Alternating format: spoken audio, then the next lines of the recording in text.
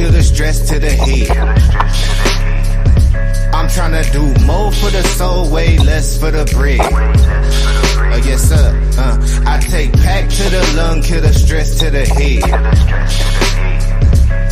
I see the things that they do way less than they say. Cause it's a war on the real, baby, look outside. A war on the real, baby, look out. Cause it's a war on the real, baby, look outside. A war on the real, baby, look out.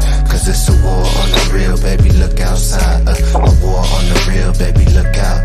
Cause it's a war on the real, baby, look outside. A war on the real, baby, look out. Can't be a real, might get you canceled. The whole system need to dismantle. Coppers treated like the utmost wanted. Tryna rule the block but don't know what goes on it. News got a story with a new take on me. Carrying out the window with the screw face on me. But I know that God love me when my burn 95 degrees and I can't get sunburned. Wonder when your government don't make me legal. Burn the whole city if I can't be equal. Get off my please, Brad, I earned that. 400 years, how you still ain't learned that? I take pack to the lung, kill the stress to the head.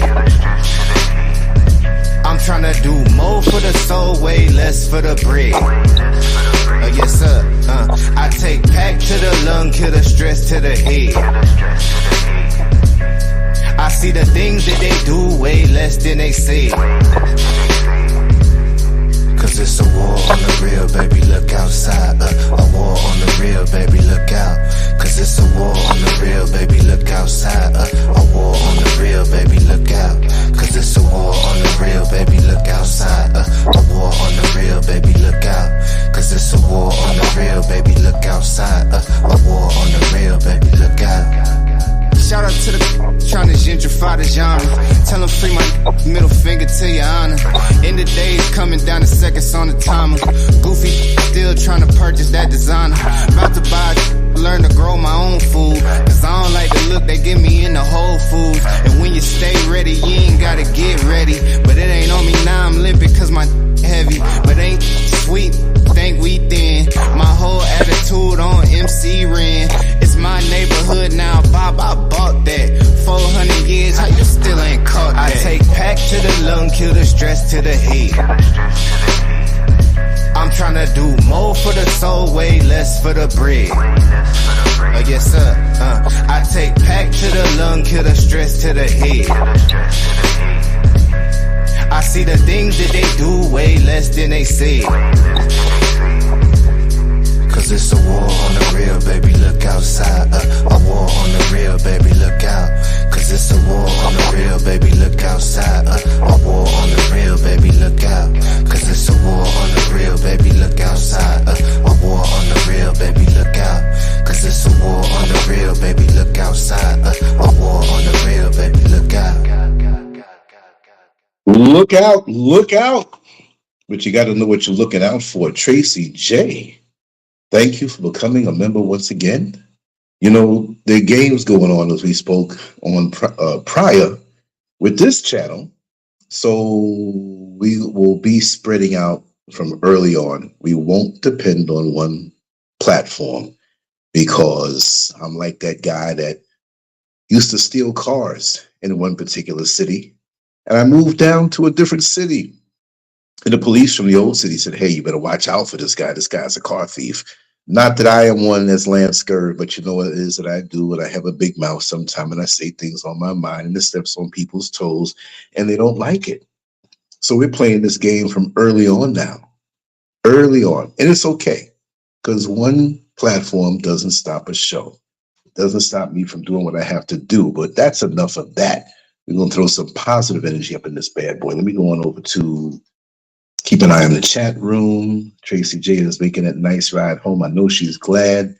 You know, it's almost like you have to pay for it when you have a day off. That's another corporate trick. Let's make it hectic when they come back. And that was a absolute wonderful show that we did yesterday. And there was if you didn't hear it, I suggest you listen to that. Tracy J put on a phenomenal presentation, and there's just so much more to talk about.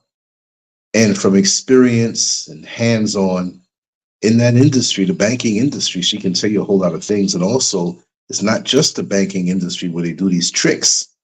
It's all across corporate America. And it brought a lot of insight to me. I don't think I know everything, but I'm like, well, I think I know pretty much most of what's going on here. No, I don't. So I suggest you listen to it. It's high energy. It's not boring. It's just something that we need to know if we're going to go into corporate America, or just we have a family member who may be stressed in corporate America. And if you are Black, you are going to need to listen to that show.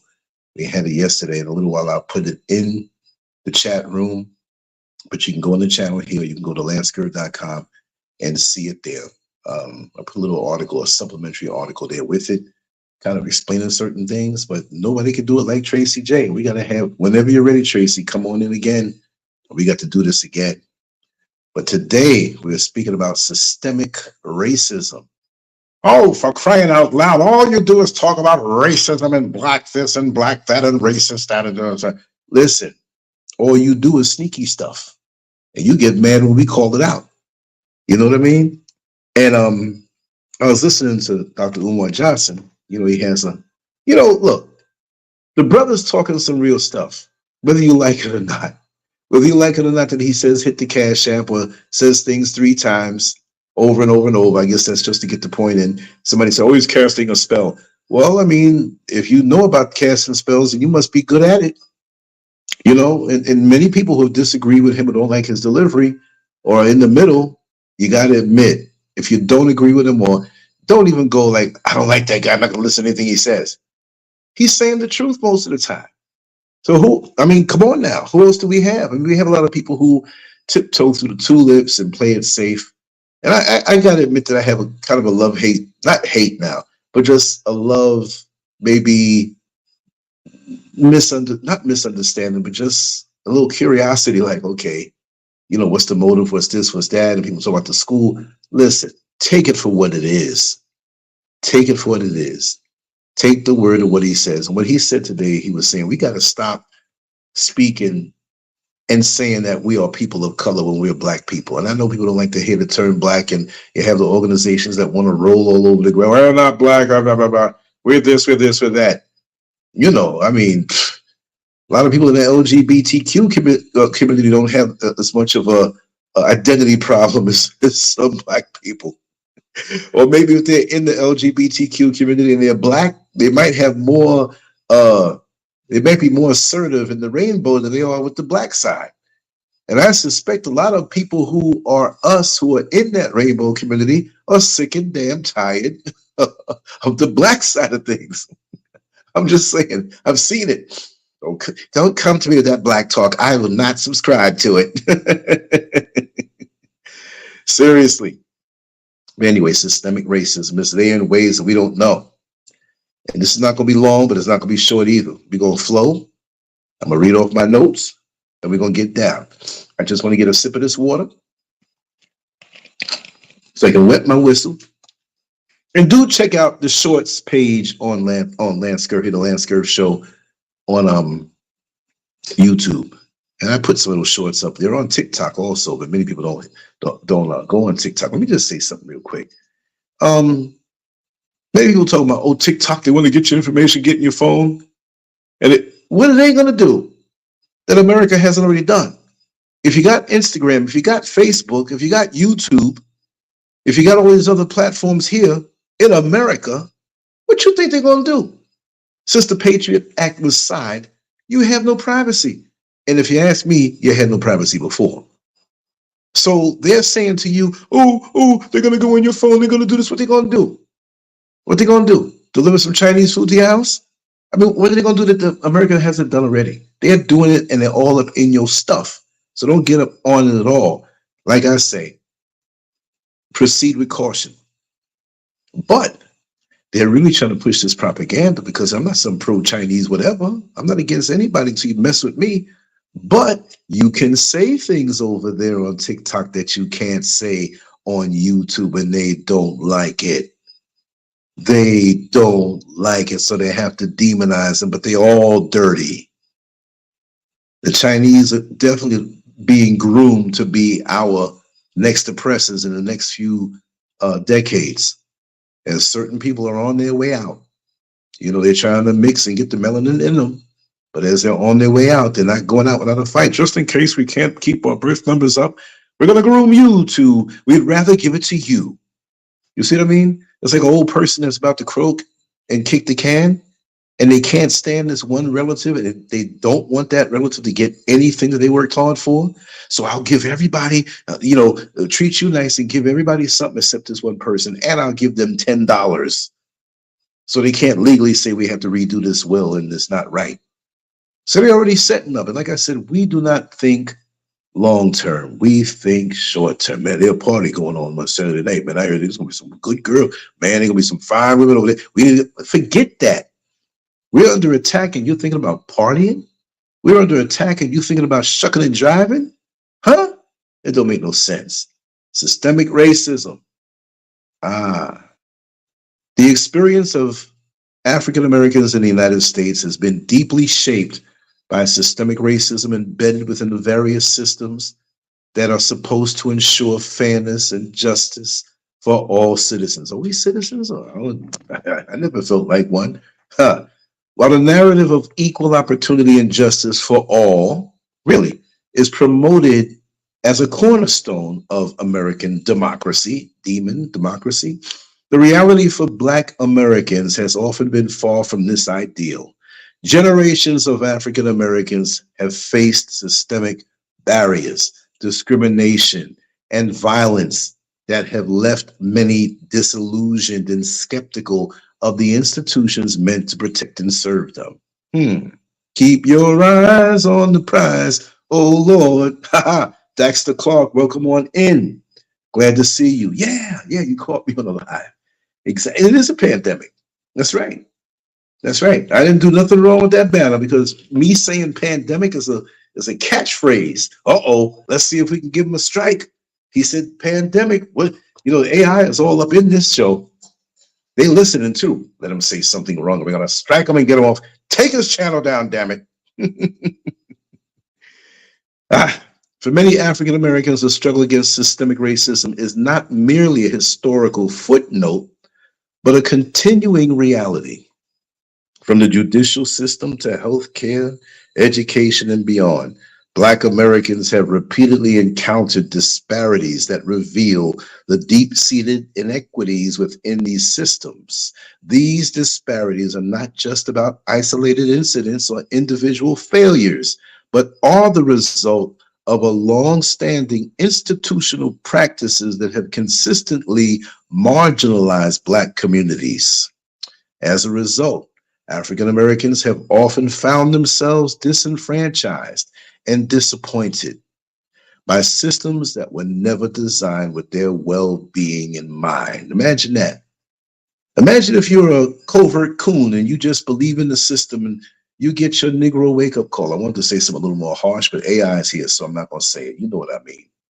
Whether you use the ER or the GA at the end, you know what it is. You get your wake-up call after a while. And a lot of them are. That's why they're flocking to Kamala, because she's going to save us and we're going to cry. And all of these women here in these Greek groups just crying for her. Not all of them. Now, I know some who don't even like her, right? But that's just what it is. It's crazy.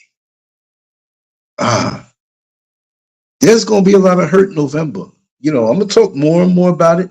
I'm not a political guy, but I'm going to talk more. Because either way, there's going to be mayhem. Either way, let's see what happens. The widespread disillusionment with these systems is rooted in lived experiences of injustice and inequality. For many, the realization that these systems are not just failing, but actively working against them comes with a profound sense of betrayal. This feeling of betrayal is particularly acute when considering the promises of freedom, equality, and justice that are supposed to define the American experience. Instead, African Americans have often been met with a reality that is starkly different, one where their rights are not guaranteed, but a contingent on a system that is all too willing to deny them. Gotta say that 3 times. Gotta do the Umar here, right?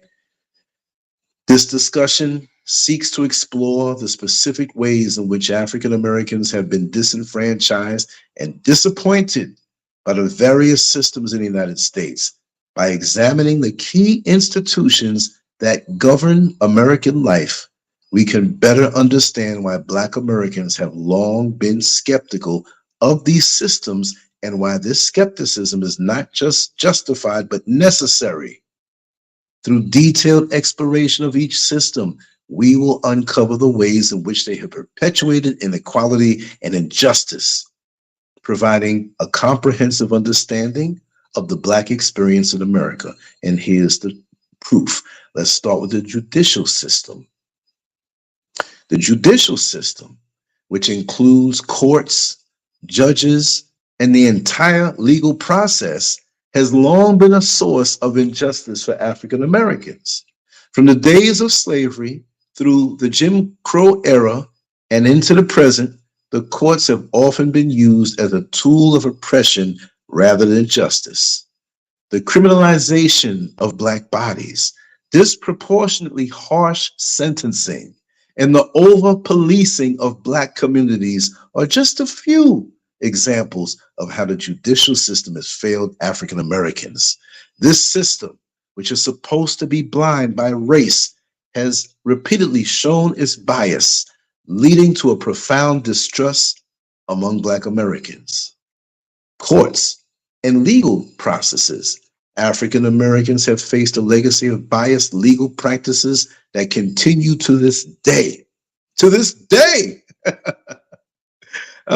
Historically, courts have upheld laws that explicitly discriminate against Black people, from the infamous Dred Scott decision to the separate but equal doctrine of Plessy versus Ferguson. Even after the Civil Rights Movement, the courts have often failed to protect Black Americans from systemic racism. For instance, mandatory minimum sentencing laws and the war on drugs have disproportionately affected Black communities, leading to mass incarceration that has devastated countless lives. Furthermore, Black defendants are more likely to be convicted and receive longer sentences than their white counterparts for the same crimes. This disparity extends to capital punishment, where African Americans are disproportionately represented on death row. The cumulative effect of these injustices have been the erosion of trust in the judicial system among African Americans, who see it as more likely to harm than help them. Could you imagine? Let's just take a little footnote here and look at it. When somebody's locked up in your family, the whole damn family is doing time. So could you imagine if you are on death row? Kofi, welcome on in. Yes. Oh, let me say, Skamala is a plant. You're right. Just like Obama was, and Trump. We know what he's been about since the 1980s, especially native New York City people. Still racist, just older now. Well, that's why I say when November comes, we're going to see what's going to happen. You think there's explosions on July 4th with the little fake firecrackers and cherry bombs and, you know, little glittery things. It's going to be the real thing. And I think people are coming out with their little jammies, and random things are going to happen. And people are going to be drunk and pissed, and they're going to go to work. They're going to be pissed, and they're going to have political arguments before in the break room on the job. And whoever wins, whoever loses, whatever, it's going to be taken to the streets. And then we have these folks from Venezuela, right, and other places who are taking over apartment buildings and getting money. And what? They want to make a civil war. They want to make a national war. It's going to be a race war. All the wars. And you think I want this? But I'm seeing it. You see clouds in the sky and you feel drops hitting you. What you think is going to happen is going to rain, right? I'm like the weatherman. I'm only saying what I see. Judges and jury bias. Bias within the jujitsu, might as well be jujitsu. Judiciary itself is another major issue. African Americans are underrepresented in the judiciary. leading to a lack of perspective and understanding of the Black experience in the courtroom. Moreover, implicit bias among judges and jurors often results in unfair trials.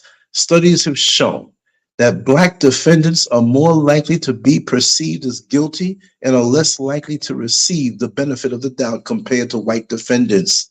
This bias is not limited to criminal cases, but extends to civil litigation as well. When Black plaintiffs often face an uphill battle in securing fair outcomes, the cumulative effect of these actions and factors is a judicial system that perpetuates inequality rather than serving as a pillar of justice. Reese, welcome on in. Giant Game, welcome on in. And like Reese said November is going to be off the chain. People already acting a fool regarding the Dems and the Republicans. Yes. Yes. Oh, man. I would, look, I wouldn't, I love all my family there, and I don't want nothing to happen to y'all. Yo, if you got to take the day off the next day, whatever day it falls on, whatever, just be aware. Don't be out. And if you're in, protect yourself as much as you can. You know what I mean? Just like have your head on a swivel. I'm not being a doomsayer. I'm not saying that. I'm over here. Stuff can happen over here too. You know what I mean? I mean, like, not because of the election really, but I'm a little safer, I feel, and I don't come out anyway. When I come out, I'm in before it's dark most of the time. And sometimes if I go out and it's late, it's not danger over here like over there. Anyway, I'll stay out all night until the morning, then come on home. You know what I mean? I'll plan on that. Like, I'm going to get footage tonight. I'm going to walk around and just go around the busy club areas and watch things and go home tired. I'll do that. Yes. Healthcare system. The healthcare system in the United States is another area where African Americans have historically faced discrimination and neglect. From the Tuskegee syphilis experiment to present-day disparities in healthcare access and outcome, the healthcare system has often been a source of harm rather than healing for Black Americans. The legacy of medical experimentation on Black bodies, could you imagine, and the ongoing inequities in healthcare delivery have contributed to a deep mistrust of the system among African Americans. I had some wowzers for shows, y'all. There was a grandfather whose grandchild in Louisiana, I believe, and see, that's why they wanted to take down all those shows anyway. Because people, oh, you're crazy, Ranch, you have these people that are quacks, but you see now, more so than ever before, those things are coming to light, and you have to reconsider. Now these days, more Black people are like, I don't trust going to the hospital. I'll go if I have to, but then bring your family with you, question everything, question things they want to put in your body, because I've learned a lot. I'm going to bring somebody on who I know really, really well. She's not working in the hospital anymore. She hasn't been working for a couple years. She's not a talkative person, so she may not talk a lot, but I'm telling you, she knows her stuff. And there is a hospital. I'm going to just, since I'm speaking on it, right? There is a hospital, Earth Angel 1105 remix. Welcome on in, my dear sister. Yes. I like that symbol there. Got to keep these hard hats on. We don't know what's going to happen out here. But she always told me, she used to ride my bus. They got very close with friends, you know, no hanky-panky. Get your mind out the gun. I'm friends with a lot of women. Come on, y'all. But she told me, and she knows what I do and what I was doing way back then, years ago, with the shows and stuff like that, and the articles. And she told me, she says, you know, there's a room way down in the sub-basement where they keep people, most of them Black. There ain't no white people in there. I said, what do? They just keep them down there. They don't have no family. They don't have anybody that can come look for them. It's lit up and everything, but they keep them down there, and then sometimes we don't see them no more. I'm like, what you mean? Their whole record is erased of where they are, and they didn't die. And so what are they doing? I think they experiment on them people, and I don't doubt it. Maybe it's not true. It's alleged, but I don't doubt it. I don't doubt it. Because we give ourselves to these people wholeheartedly with the trust that they will do right by our bodies. And how many times, even still, like I found out, and I have to say a lot of things on a redundant level they used to say on the old channel to bring it to this channel. There was a guy who came to the house in Orlando to do some work, a contractor. We were sitting down. And when he found out I was from New York City, he was like, wow, you're from New York City. Hip hop, back in the day, we were around the same age. So he was a hip hop head, but he was a white guy from Orlando, Florida. But he was really a hip hop head, right? So he was bringing up rappers and bringing up performers from way back in the day. I'm like, oh, I forgot about them. How'd you? He was really into it. So we hit it off, right? So he was telling me that his neighborhood, which was only maybe 2 or 3 miles from where I lived, and Mr. SCURV lived in Orlando, Florida, that was really a Klan stronghold there. 95% of the people that lived on his block were Klan members, the parents. And of course, lots of the kids adopted. I mean, you grow up in something, you're going to be that before you change. If you grew up in a Christian household and you're eating dinner and they all talk about Christ, and well, you go pretty much going to claim that. If you're a Muslim, if you're an atheist, or you know what I mean? If you're a revolutionary, you're going to adopt. You came up from this. So I can't be mad at you for that. But can't say I'm not mad at that. I am mad at that. But he was telling me, you got to be, this is a white man telling me this, right? He grew up there. And they used to call him NIGGER lovers in the family, but they weren't going for that. Right? They weren't going for that ideology. And so they were isolated. And they had to warn some of the black kids that came to their house, like, you know, you got to hop in the car and we'll drive you home. And the car was parked on the side. Somebody saw it, dark to the windows, right? Anyway, he was saying, you know how many people I know that have the Klan ideology that are my age and your age, that are in the banking field, right? That are in the medical field, that are politicians. You see what I mean? People involved in the food industry. Would you trust going to a hospital and having somebody prescribe something to you who you know is in the Ku Klux Klan, but they're so professional talking. They're acting so nice to you and giving you that Colgate smile that just makes you think they're okay. No, it's not like that. Maybe they might give you something that is prescribed, that is protocol. And maybe they'll slip you a little something else that you take for 7 days that goes against what you took, and it messes you up, and you don't see the results of that being messed up until a year from now when you feel like you're dying. Can't trust it, y'all. Can't trust it. I just can't trust it. Nigel. Yes, welcome on in, brother. Welcome on in. Okay, I know many Nigels. Which Nigel? Chrissy, I see you too. Yes, I'm glad that you're here. I miss your avatar. I haven't seen you in a while. Well, you know, this is a new channel, right? And they took down the old one. So, you know, people that find me like, man, I was unsubscribed. No, you weren't unsubscribed. You weren't. I'm not saying you, but I'm just saying that, you know, many people are not subscribed to this channel. I have the same avatar and everything. And if you look at the amount of subscribers, it's maybe like 115,000 less than what I had before. But we'll talk about those things later on because there's a lot going on with that. The history of medical racism in the United States is long and troubling.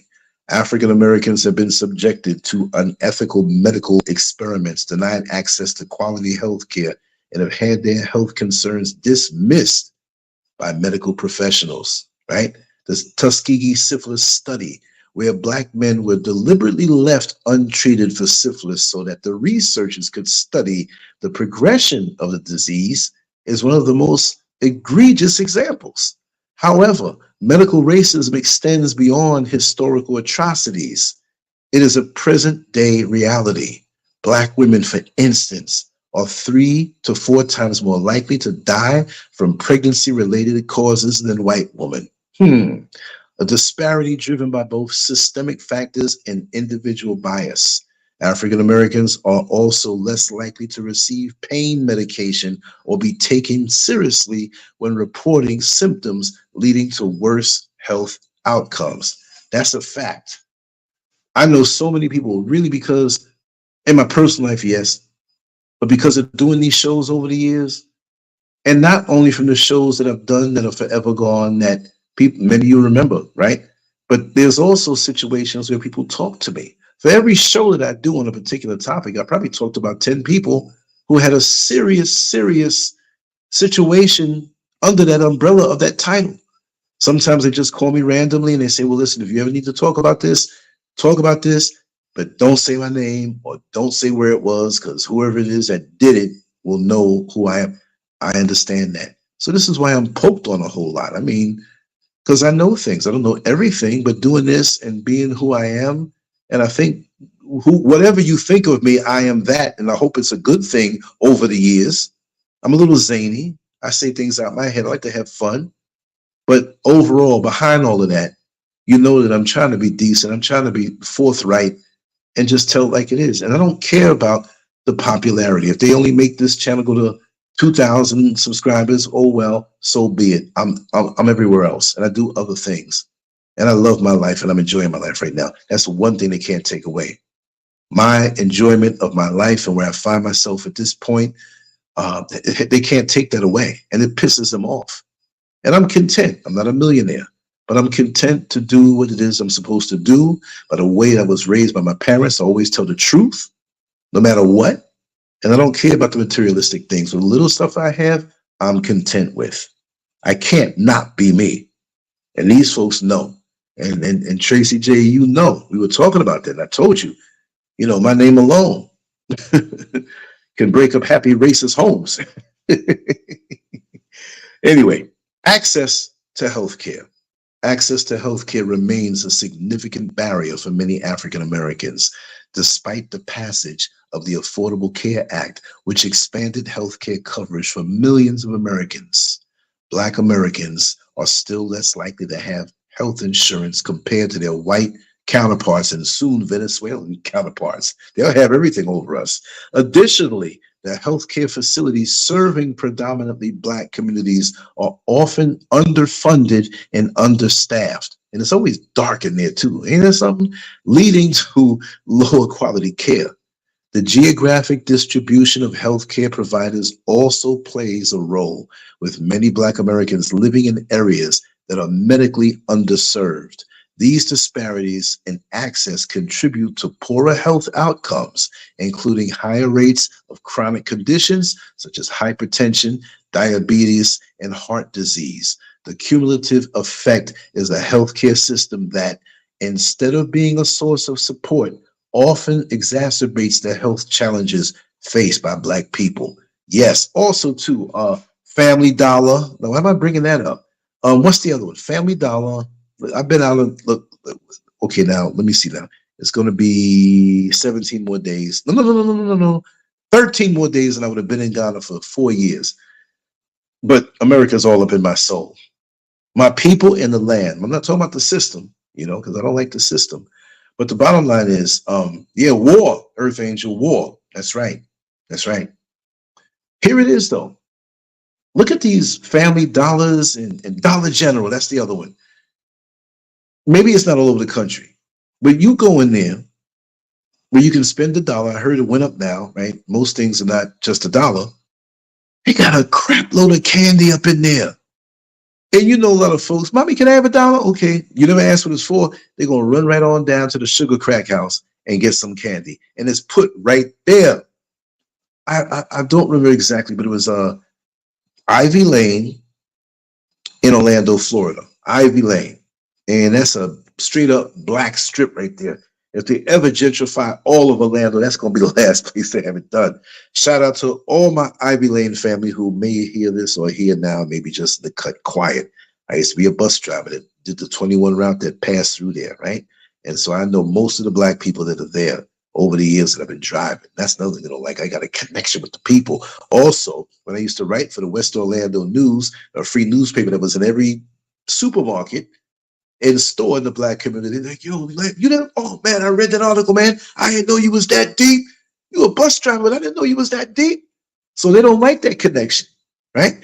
But anyway, right at the end of it, it was a Dollar General or a Family Dollar. And I ended up going in there one day and see if I couldn't get water in there, but I could daggone sure get sugary drinks.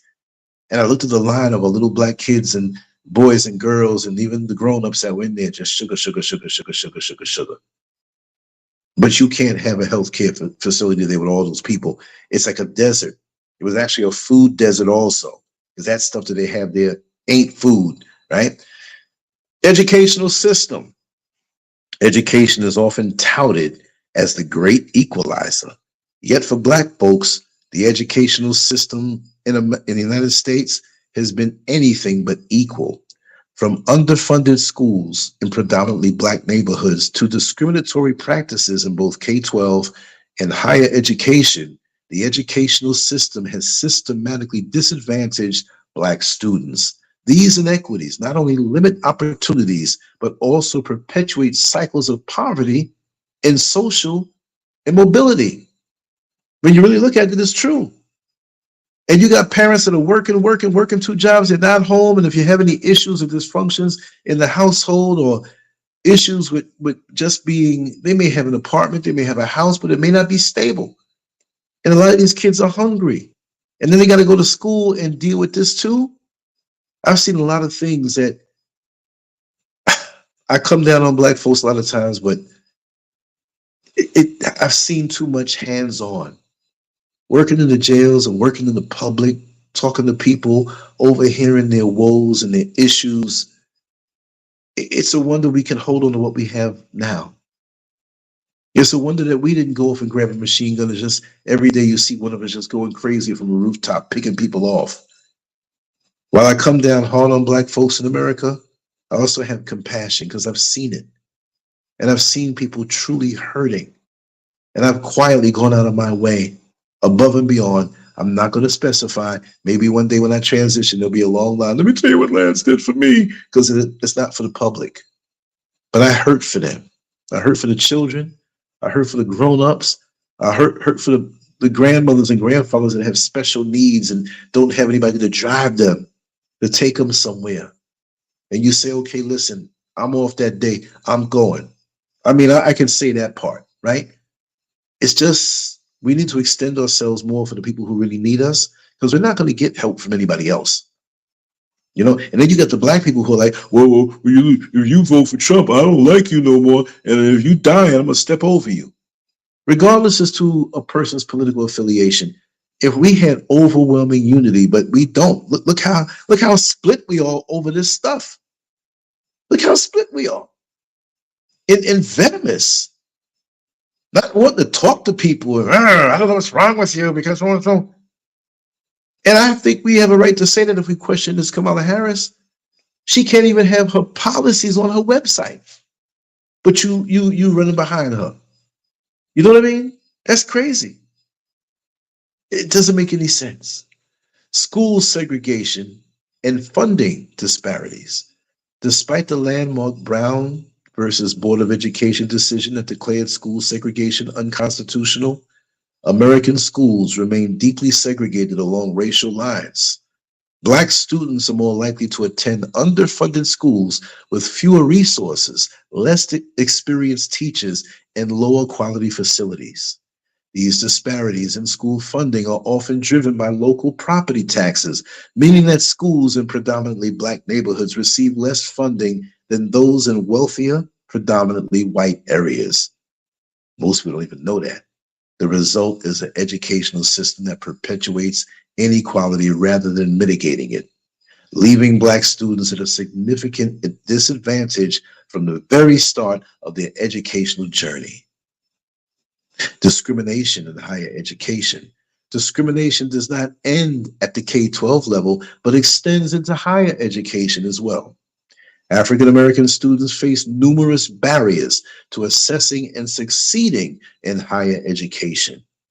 These include standardized tests that have been shown to be biased against Black students, discriminatory admissions practices, and a lack of representation among faculty and administration. Even when Black students do gain admission to colleges and universities, they often face hostile environments, including microaggressions and overt racism that can hinder their academic success. Furthermore, the burden of student debt disproportionately impacts Black students, who are more likely to take on large amounts of debt to finance their education, perpetuating economic disparities long after graduation. Here you are damn near 50 years old and went to school 25 years ago and still got a student loan hanging around your neck like a noose to finance their education, perpetuating economic disparities long after graduation. These challenges underscore the ways in which the educational system in America continues to fail African Americans, limiting their opportunities for upward mobility and reinforcing existing social inequities. So I tell all my African brothers and sisters out here in the motherland in Ghana, you want to run into that? You're watching social media, you're watching Instagram, you're watching them shake their booties. Oh, TikTok is full of it. I think they have a special algorithm for me because all they show me is butts. I'm trying to search for something worthwhile, and it's just, oh my God. Like Biggie said, I see more butts than ashtrays. It's ridiculous. So, think twice before you want to jump into that. Am I somebody? And again, I'm telling it like it is. I'm speaking facts here, well-researched facts. This is not hate, this is facts. But when you come into a situation or you come out of a situation of dysfunction and you're the one telling it like it is, they demonize you. Hate speech, we don't want to hear this. Here it is. Tracy J says, Lance, don't forget the racist public school system. They start on young black boys as early as 3rd grade. I call it the public fool system. You're right. When I figure out what's wrong with my stuff here, I'm going to have my little sound effects that come in. Also, Earth Angel says we have a lot of people who look like us and wearing our uniforms undermining us. We have to hold each accountable. We are our brother's keeper. And yes, we are our sister's keeper. You're right about that, sister. You're right about that. You're right about that. 100% truth. Wow. It's a lot to think about. There's some people that look like us would rather bury their head in the sand. They would. Oh, you just keep it. They want this rosy, looking like, these shows on TV where everything is perfect. You know what I mean? Those little shows in the 50s and 60s or whatever, which was a far different reality than what was going on in the street in America, right? And usually it's all white people. They watch show Father Knows Best and the Brady Bunch, the Partridge Family, and they fantasize about a world where it is just so racially balanced, but you don't even see that on there like that, right? Let's have a remake of the Partridge Family, the Brady Bunch, or Father Knows Best. Father Knows Best. He comes to the door. We have some darkies next door, right? It's time for us to move. Show us the real thing. Law enforcement system. Come on, y'all. I'm not going to tell my story about how I was beat by the 11 police officers. You know it well. I'm going to do a recording to put it out there so you don't have to keep hearing it. I'll just say, hey, click the link. The relationship between African Americans and law enforcement in the United States is one marked by mistrust, fear, and violence. For many Black Americans, encounters with law enforcement are not seen as a source of protection, but as a potential threat to their safety and even their lives. The history of policing in the United States is deeply intertwined with the enforcement of racial hierarchy, from slave patrols to the present-day over-policing of Black communities. This legacy continues to shape the experiences of Black Americans with law enforcement, contributing to a pervasive sense of disenfranchisement and disappointment. Police brutality is perhaps the most visible and deadly manifestation of systemic racism within the law enforcement system. African Americans are disproportionately targeted by police violence, with Black men nearly 3 times more likely to be killed by police than white men. High-profile cases like those of George Floyd, Breonna Taylor, and Eric Garner have brought national attention to this issue, but they are far from isolated incidences. Racial profiling, where individuals are targeted for suspicion of crime based on their race, is another pervasive problem. Black Americans are more likely to be stopped, searched, and arrested by police, often for minor infractions or no infraction at all. This over-policing not only leads to unnecessary encounters with law enforcement, but also contributes to the criminalization of Black communities, perpetuating a cycle of incarceration and marginalization. Oh man, incarceration, that's a whole other thing. They just get money off of us. Seriously. It just, Let me scroll on down here, read a little bit more since we brought up mass incarceration in the prison industrial complex.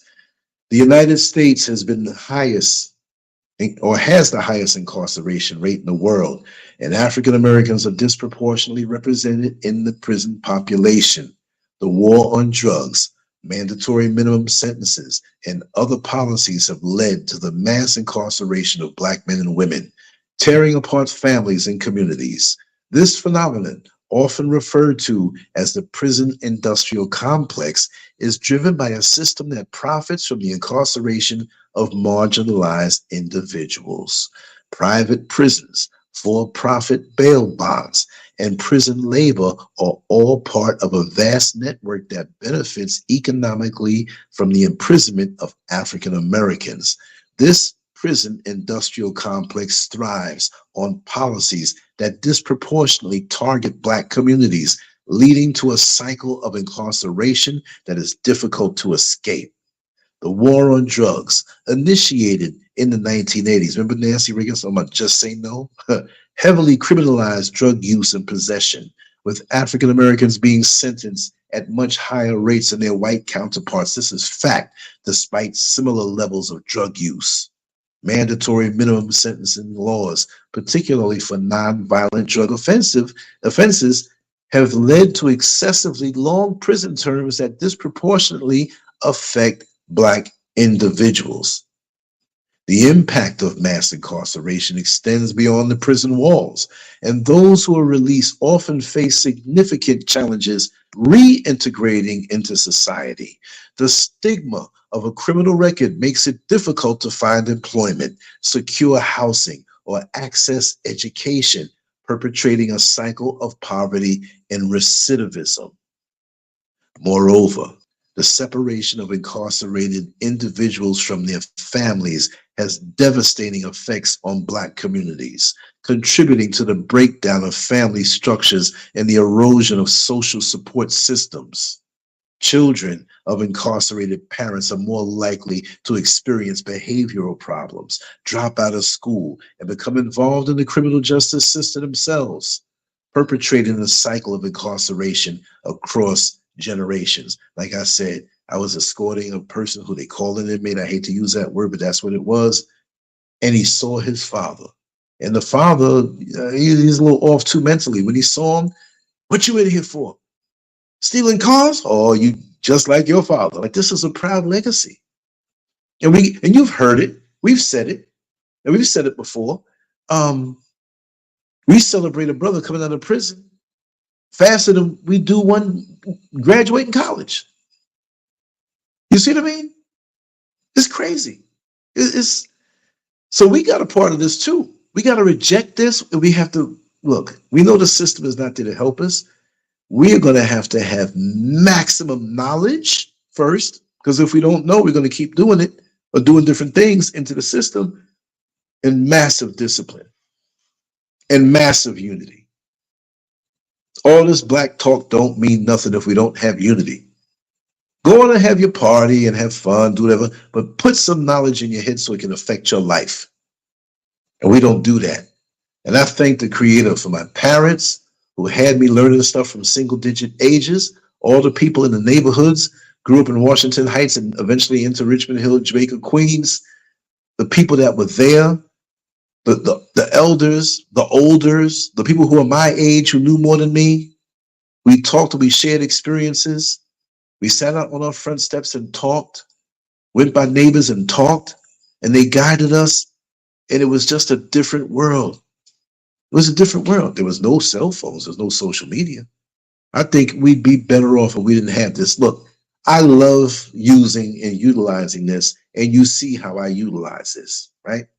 I watch my boxing matches. I'm looking forward to the Mr. Olympia this year, even though those guys are on drugs, right?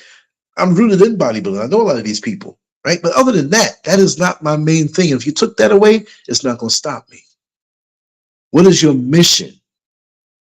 Even as a citizen, an individual who may not be known to be somebody who's in bright lights and up on the stage talking, or some famous celebrity. No, deal with everything in your path. In your path. Whatever's in your path, that's your job. your circle of influence. We have a circle of concern, but our circle of influence is what we put our hands on around us, something we can touch, something we can affect, right? Our circle of influence. How are we working on our circle of influence? Do we take 10, 15 minutes and speak to the younger kids out there and ask them, do you know what this is? Whatever, and tell them what it is. You know, the prison industrial complex. Well, I heard about that. That's grown up folk. No, it's not, because it's waiting for you. And speaking on that, the prison industrial complex also exploits the labor of incarcerated individuals who are often paid pennies on a dollar for their work, which ranges from manufacturing products to providing services for government and private companies. This exploitation of labor is reminiscent of the forced labor systems that African Americans were subjected to during slavery and Jim Crow, making the prison industrial complex a modern extension of these oppressive practices. Yeah. They don't have a job for you outside, but they got a job for you in the prison. And it shouldn't be ultimately that we look to them for a job. And yes, we have to at times, but look to use your creative thinking and solve some of the problems and challenges in your community. And then we do try that and we don't get supported by our own people. They still go and support somebody else. You don't have to be Chinese to cook Chinese food. You know what I mean? It's crazy. Look, we got these Indians coming here, you know, Kamala Harris's people in kin.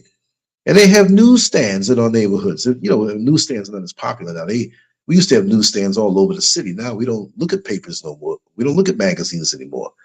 They just sell candy now, or just whatever they want, you know. But even that, our own press, that can't be compromised. Why don't we have, you know, I mean, I can't just snap my fingers and just say, and we can't even depend on social media. We should just get rid of that. Use it still, right? But we need newspapers. We need writers. We need political illustrators who speak for us. We got the phone. We can get channels on other platforms other than YouTube that's going to censor what we put up there. Why don't we have everybody in every block give a neighborhood rundown of what's going on? If nothing happens, fine. If good things that happen, put it up there, right? And involve people in the neighborhood 2 blocks away from you, 3 blocks away from you that you don't know, because the only time that you might go down that block is if there's an accident, you have to detour, and you say, oh man, this is a nice block. Well, you should know within a few miles of radius of where you live, circumference, right? The people, the neighborhood, there should be things going on, and we need our own press. Straight up paper. Straight up paper. It could be on recycled paper. It can be something small. It doesn't have to be something thick. It could be where we all contribute to it to make it work so we can share our information and nobody can scrub the internet of a newspaper. Al Sharpton was all kind of moles for the government and, you know, trying to spy on people. You won't find it online now. I know where to go and get a couple of those things on some message boards. Anytime I say anything about Al Sharpton, they little Al Sharpton Rainbow crew comes after me, because, you know, when he was on his knees hanging around with James Brown, that's what it was. That's what it was. And you know who said it on the show, very famous person, but they took that video too. I think I still have the audio. I got to check. But when I get this Starlink coming on with my unlimited download and strong speeds, I'm going to be pulling a lot of stuff together and putting it on the site. And it won't be on this particular, you know, YouTube, right? They ain't gonna do me that way. Addressing mass incarceration requires a comprehensive approach that includes reforming sentencing laws, ending the war on drugs, and dismantling the prison industrial complex.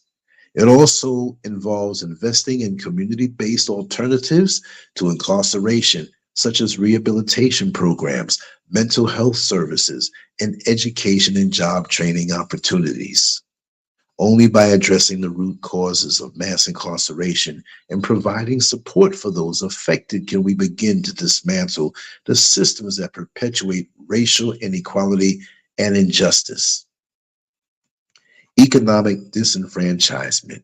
Economic disenfranchisement has been a persistent and devastating issue for Black folks throughout history.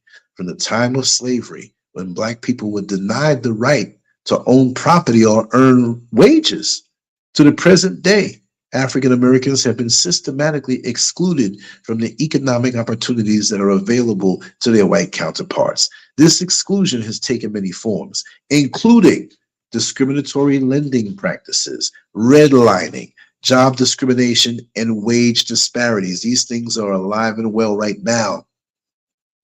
Go back and listen to this again and go Google some of these things. It's right there.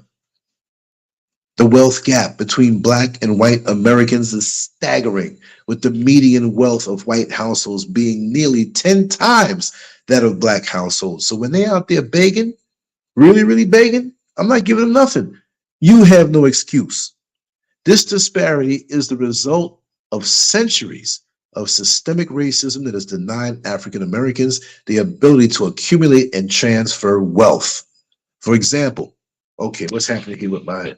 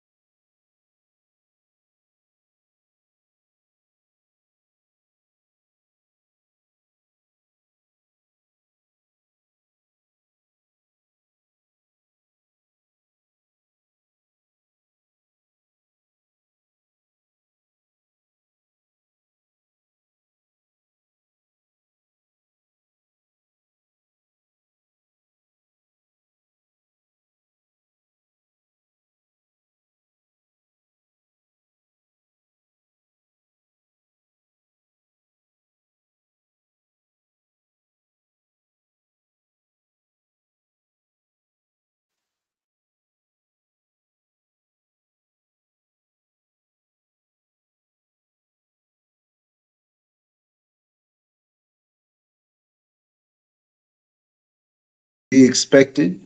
It just happened, and that one was a strange one. Yeah. Oh no, I would never leave. Text the clock. I'm back. I'm back. I'm back. I'm back.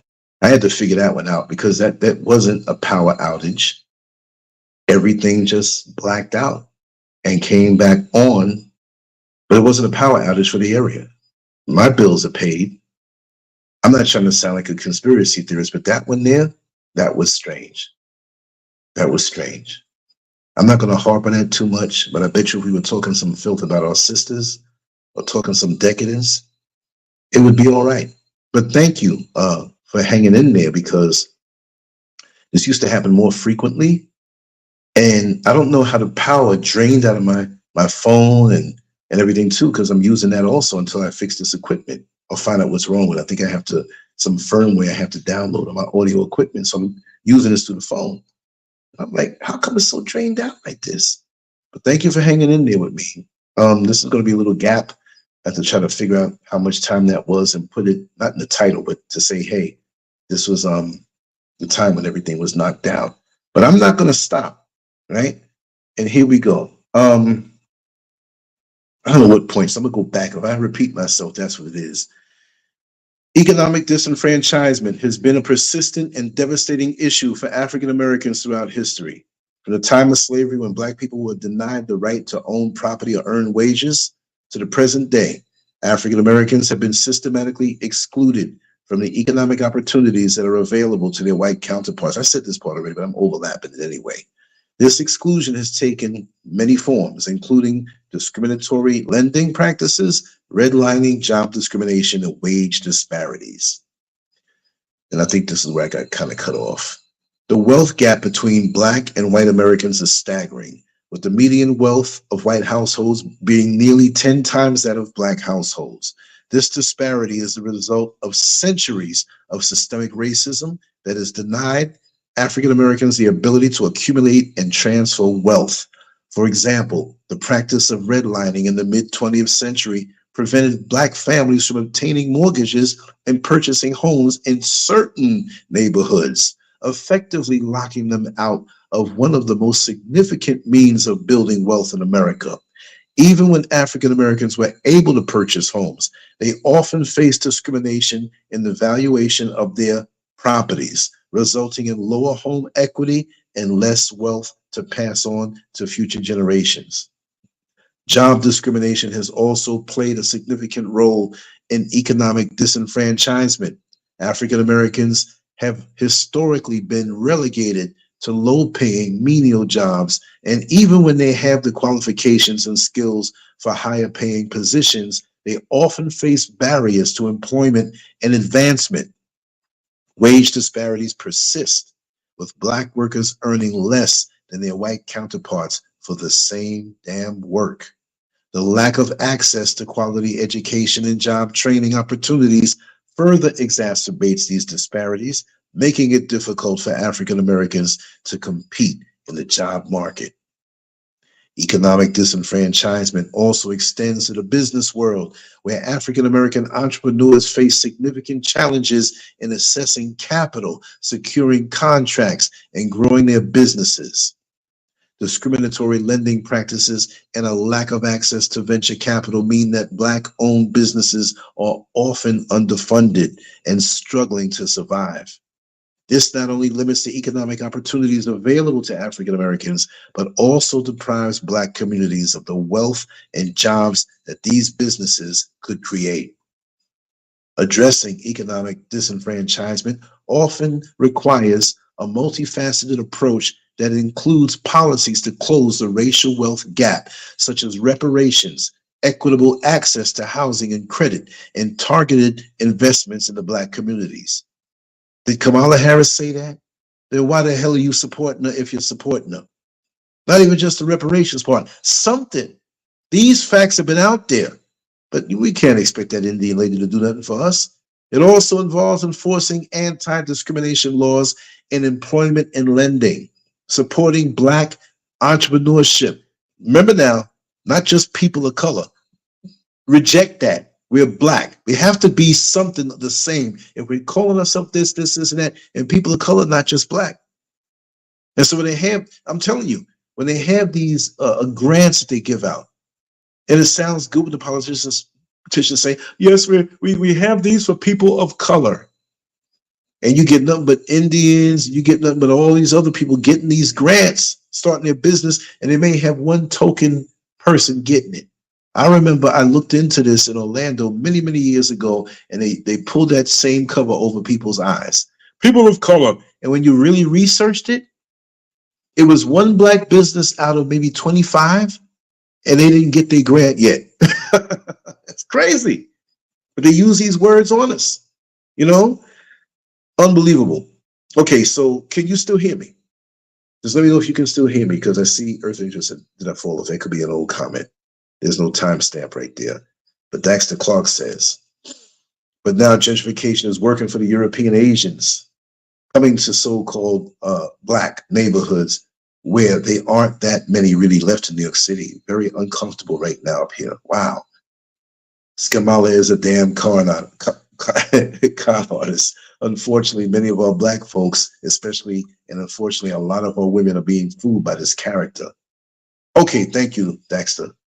I got a little paranoid again. It's like, they gonna mess with me out here? Mike, good. Thank you, Giant Gain. Thank you so much.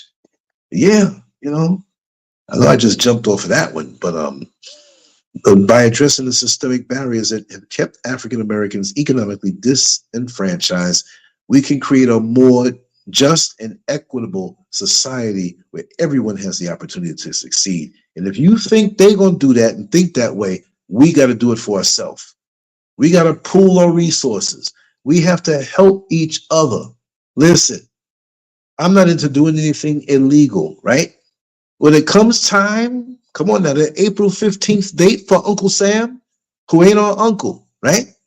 We need to be dealing. That's why, look, while Cash is still here, we need to be helping and doing each other in businesses that are invisible. Yes, I said it. Yes, I said it. They don't want to give us reparations. Well, you know what, Kamala? I mean, you've been in there 3.5 years, and some idiots say, well, she don't really have the power to say, but she got the power to open her mouth.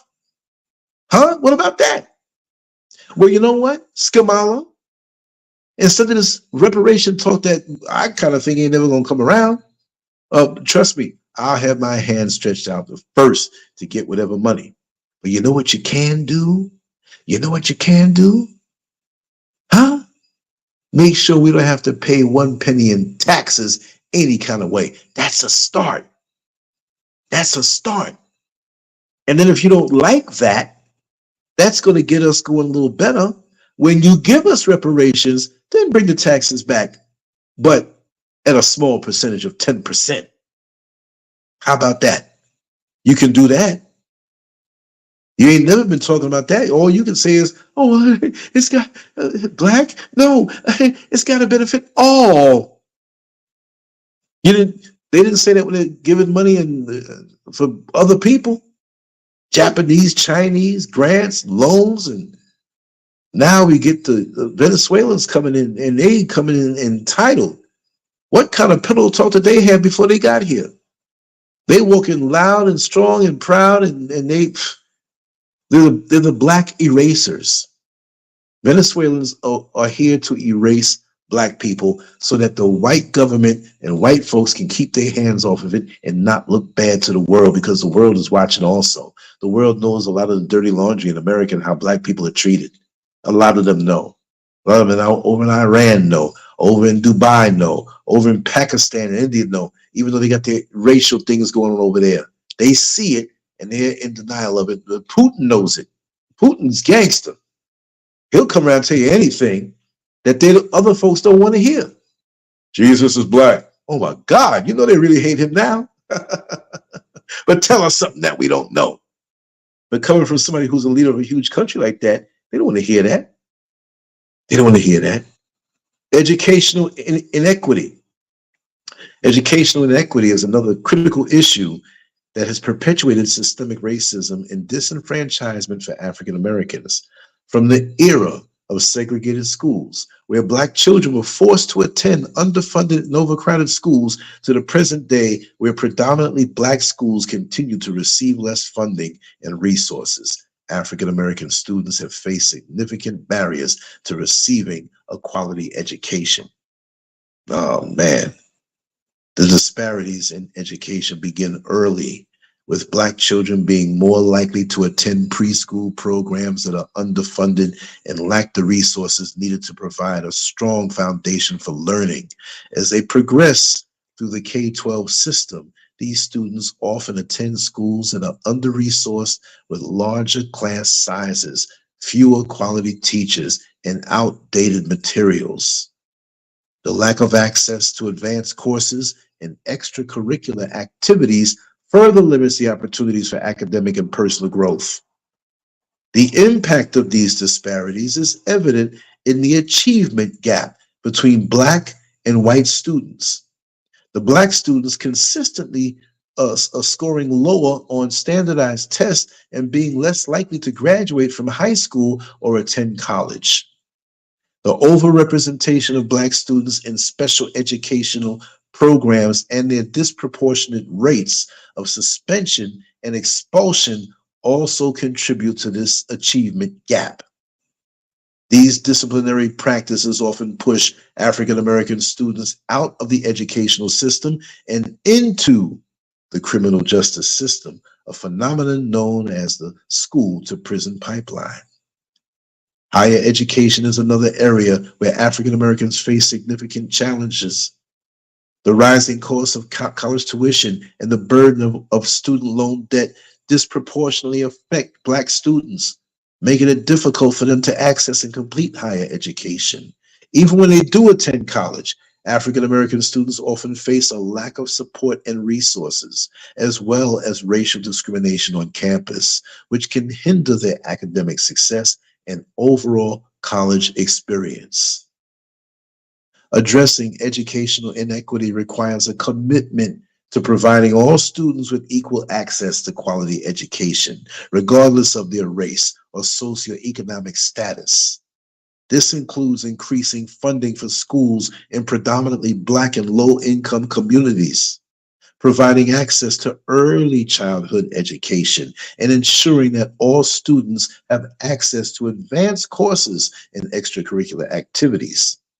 It also involves addressing the systemic biases that lead to the overrepresentation of Black students in special education and the school-to-prison pipeline. By creating an education system that is equitable and inclusive, we can ensure that all students have the opportunity to succeed and reach their full potential. Housing discrimination and segregation have been central to the systemic disenfranchisement of African Americans in the United States. From the time of slavery, when Black people were denied the right to own property, to the present day, African Americans have been systematically excluded from the housing market and relegated to segregated neighborhoods. The practice of redlining, which began in the 1930s, was one of the most significant forms of housing discrimination. Banks and other lenders would draw red lines around predominantly Black neighborhoods on maps, designating them as high-risk areas for mortgages. This practice effectively denied Black families the opportunity to buy homes and build wealth, as they were unable to obtain mortgages or would charge higher interest rates. Even after the Fair Housing Act of 1968 outlawed redlining, the effects of this practice have persisted, with many Black families still living in neighborhoods that lack access to quality schools, healthcare, and job opportunities. I heard, "Mad Guns Forever, the Scurvinator here." Yes, there he is. Brand 17, welcome on in. And this is what Brand 17 says too. Absolutely, this is why we must homeschool. Systemic racism is a machine that makes it less likely for our people to survive. Indoctrination is far from education. Exactly. Exactly. Exactly. Let me see here. Mad Guns Forever says, the American government has shown year after year that they can print the money for everything else, just not if it's melanated. You're right. Ukraine, Venezuela, everybody gets money. We don't get nothing. And we're owed it. It's not like, oh, well, can we have, they don't care if we have nothing. Because they didn't ask us if we come over here and build this country, right? Dexter Clark says, the hatred for black folks is real. Since at least the last 500 years, integration has been one of the worst things for us other than chattel slavery. Yep. Mad Guns River says, let Jason Black and Professor Black Truth waste other black people's time with that false hope narrative. Right. We need to get busy. Straight up. We need to get busy for our own selves. But most people want to be next to Massa, and we can work together with Massa. See, this stuff, this is facts, what I'm saying here. And this is why, for me, I don't let it dominate my mind. But America, I'm not going to let it have that power, that system of America. But I'm dented and bruised and touched by that system. If I didn't have to deal with certain things there, there's no excuse, because you know what? As old as my ass is, it's 61. And I feel real young. And I take good care of myself because my mind, my spirit, and my body is a righteous weapon to cut through anything that gets in my way from that place. I'm going to fulfill my potential and manifest all the seeds of greatness that the Creator put inside of me. I am not discouraged, but I'm righteously pissed when I think about the different things in my life that I had to go through. A lot of little things like that. I'm not going to dominate with that. I want to read these things off and speak these things off. And soon, if anybody wants to come on in and add to it or just say something, I'm going to put the links so you can come on in and do so. I got a thing for America. It doesn't dominate me. I'm free now. But I'm still throwing up that bad meal that I had to consume of America all my life. Right? Brock Arthur says, pandemic, do you mean endemic? Jay says, I know people who still brag about living in an all-white neighborhood. I'm telling you. It is something. This is a sinking ship for us. If you can't see, black folks, some of them are so damn stupid. And you know the spirit of what I'm saying. I'm not saying anybody here. We have a lot of wise people that have wisdom in their head, but they're afraid to execute it. It's like a cutoff switch that hinders us, something from within. It is. It's like a cutoff switch. It's like a fuse. We talk the good talk, but we don't do it. And we can't always do it right away. I understand that, because we always have more present living conditions, different things. Things take time. Age we might not get to retirement right away. I understand. Or we're so far vested in, that makes no sense to walk away. You know what I mean? It just doesn't make any sense. Housing discrimination also extends to rental housing, where African Americans are more likely to face discrimination from landlords to be charged higher rents or be denied housing altogether. The lack of affordable housing in many urban areas further exacerbates this issue, forcing many black families to live in substandard housing or in neighborhoods with high level of poverty and crime. And that's like a cancer that consumes you, that you got to deal with. Segregation, both by race and by income, has also contributed to the disenfranchisement of African Americans. Predominantly black neighborhoods are often underfunded and lack access to the resources and opportunities available in the more affluent, predominantly white neighborhoods.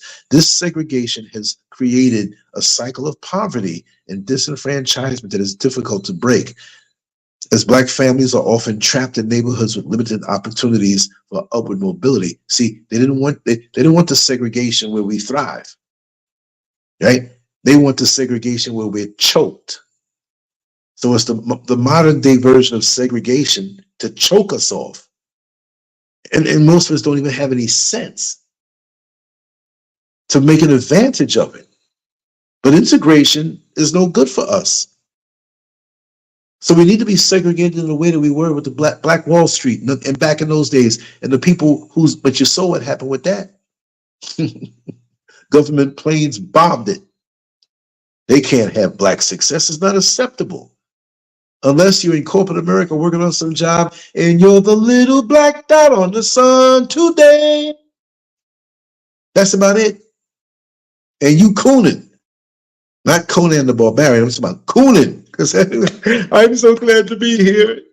I had my opportunity and they gave it to me 25 years ago. And I'm Negro, yes I am. And if I can do it, you can do it too. They always get the little Clarence Thomas fools up in these places touting the benefits of being a good boy, being a good little Negro, and don't be like that Lancescurv, because you know every job that he's been on, we trying to fire him. And usually I leave before they get me. They can't stand it. Just like I left America. Because I know there's a lot of things going on. I'm not going to amp it up, but I'm going to have a show about that and reveal a couple of things. Can't touch this. I'm MC Hammer, y'all. Come on, y'all. And you got to have discipline to do that too. You got to have discipline to cut those ties. Because most of us are so addicted to the amenities of America. But just like I walked down the street in the market and just felt so good vibing with my own black people and talking and laughing and people calling out to me now. I've been here, like I said, in another 2 weeks or so or less. Been here 4 years, living, enjoying, vibing, rejuvenated. Yeah, it can be done. There are issues of cultural differences where you have to understand how the culture here is. But humans are humans. Black folks and melanated people, once we get rid of that propaganda, we're good. We're good. You see? So, you know, let me finish up with this segregation. Both by race and by income has also contributed to the disenfranchisement of African Americans. Predominantly black neighborhoods are often underfunded and lack access to the resources and opportunities available. Oh, I read that part already. Let me go on down to this last paragraph. Addressing housing discrimination and segregation requires a commitment to fair housing practices and policies that promote integration.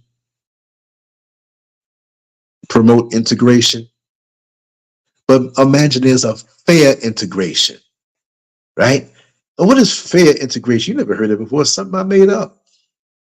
Where we have our neighborhoods like they have their neighborhoods and we don't lack access. But where we touch, you got no choice to treat us fair because we got the money, the resources, the schools, the hospitals, the banks. And if you want to touch our community, it's not going to be where we're subservient. You step to us like you step to anybody else. And you can't put us on a low level of business practices where we need you so bad that we'll take the crappy end of the stick. That's the only integration I'll deal with. And I don't mean living up next to you. But there are places when water and oil meet. They're separate, right? But it's not equal. Enforcing anti-discrimination laws and housing provided incentives. So we're going to take time to get to that point. To build affordable housing in diverse neighborhoods. It can be diverse, but your cops are not going to follow behind us. We should be able to go anywhere we want to go. It doesn't mean some people ain't going to want to be around black people. I understand that. But wherever we are, you treat us right. We're going to force you to do so. But to me, it's better for us to go back to the original form of segregation and not the present day form of segregation. Because we said, you know, we had to differentiate between that. Well, you know, things are better for us. We were segregated. We segregated now. But we don't want this kind of segregation. We want an empowered segregation. We're choked right now. We're choked. It's just crazy. What I did here, I'm going to put this article up. Not right now, but I detailed all of the systems in America. We just talked about a little bit of it. All of the systems and under the umbrella of those systems. The systemic disenfranchisement of African Americans is deeply rooted in the history of the United States and continues to manifest in various forms today, from mass incarceration and economic disenfranchisements to educational inequity and housing discrimination. African Americans, black folks have been systematically excluded from the opportunities and resources that are available to their white counterparts. This systemic racism has created a cycle of poverty, incarceration, and disenfranchisement that is difficult to break, right? And we got to address these things. We have to acknowledge these things. Just because some politician comes to a church and kisses a black baby, it does not mean we make it.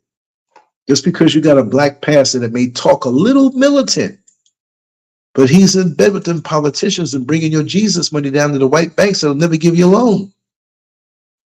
And, oh, Dexter Clark, take care. Thank you for being here, brother. It's always a pleasure.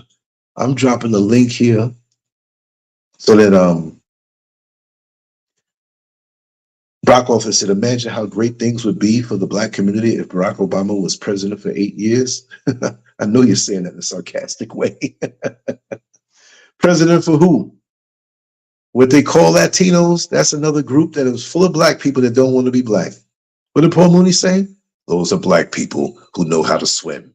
And we know the rainbow folks, the real Rainbow Coalition, the Rainbow Coalition, the modern day Rainbow Coalition. Wow, they got it. Everybody passes by us. When are we going to wake up? This is 2024. We're going quick to 2025. 2025, mark my words, is going to be a lot of things that we just would never believe happen. I'm not trying to be Nostradamus or whatever.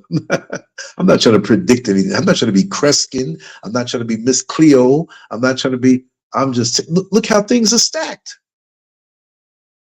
Look how things are stacked. We're going to have more entertainment, more celebrity diddyisms and all kind of things that distract us and whatever, because that's their job. That's in the contract. That's in the fine print. You watch. Every time there's a celebrity, a black celebrity scandal, it's something else coming and being slipped under the table that you can't see. Yeah. No, but I think he said it in a sarcastic way. Imagine how great things would be for the black community if Barack Obama was president for 8 years. I'm not taking up, maybe, let's just see. Anybody want to come on and have anything to say? Come on in. Come on in. Yeah. Oh, yeah. Oh, yeah. Oh, yeah. You are right, Tracy J. Huh? Well, Al Sharpton, I know he's clowning. Him and his lover, James Brown, they clowned us. I love James Brown, but, oh, man. James Brown, I'm not going to throw the guy who told me under the bus, but it was on the show. He hinted it. And he's a judge with the last name, okay? And he told me other things in private conversations that he told me not to reveal because he knows these things. He's not scared, but he knows who them people are who might try to come after him, but he still speaks strong. You see him all over the place. Social media back in the day, he reached out to me. I couldn't believe it. I want to reach back out to him and see if he can do some more things with me, but he's doing a good job. It doesn't have to be with me as long as he's putting it out there, But yeah, Al Sharpton. I sat, and I told y'all before, I think it was 1984. I was on Broadway, right on the same block where the David Letterman show, the Marquee and everything, where it played out. And it was a Chinese joint next to it in Manhattan. And I believe it was 84. It couldn't have been, maybe 83, but I'm quite sure it was 84. And I was hungry, and I went in this Chinese joint, and there was nothing else. There was a lot of food around, but I didn't want to eat no Greek food and this food and that food, whatever. I could have walked down a few blocks for a couple places. I saw roaches in them and stuff like that. Anyway, I'm sitting down, I'm eating, and this big belly man with a cowboy hat and a big medallion came in. It looked like he was in his 3rd trimester of pregnancy. I said, that's Al Sharpton.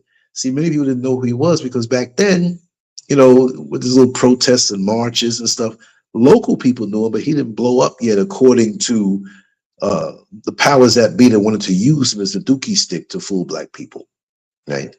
Reverend Al Sharpton, but you a mole for the FBI, working with the FBI and CIA, trying to bring down Don King down and trying to mess around with the mafia, the mob. You're lucky they didn't get you behind. He's a whore, selling out, and they had him run for mayor, and you know, all of that stuff. And they were grooming him. That was on TV and all of this stuff, whatever. They used him. That was a trade-off. You do the dirt for us, and we'll make sure you're loved by the world. The people who can see between the lines know the deal. You know?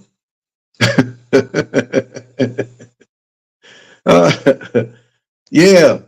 Tell us, Mad Guns. Tell us. These government-controlled social media platforms, and I'm not bitter, y'all. I did not, come on, y'all. I did not come online to be some social media famous dude. I was on social media just writing and drawing pictures. If you don't believe me, go to Lancescurv.com and hit the art section. I derived such pleasure from the solitude and thinking and putting thoughts into the political illustrations that I did. And I would write to offset the emails that I got for each piece. I was getting like at least 150 emails a night. This is in the early Wild Wild West days of the internet, before YouTube was even in existence, before Facebook was in existence, before MySpace was in existence.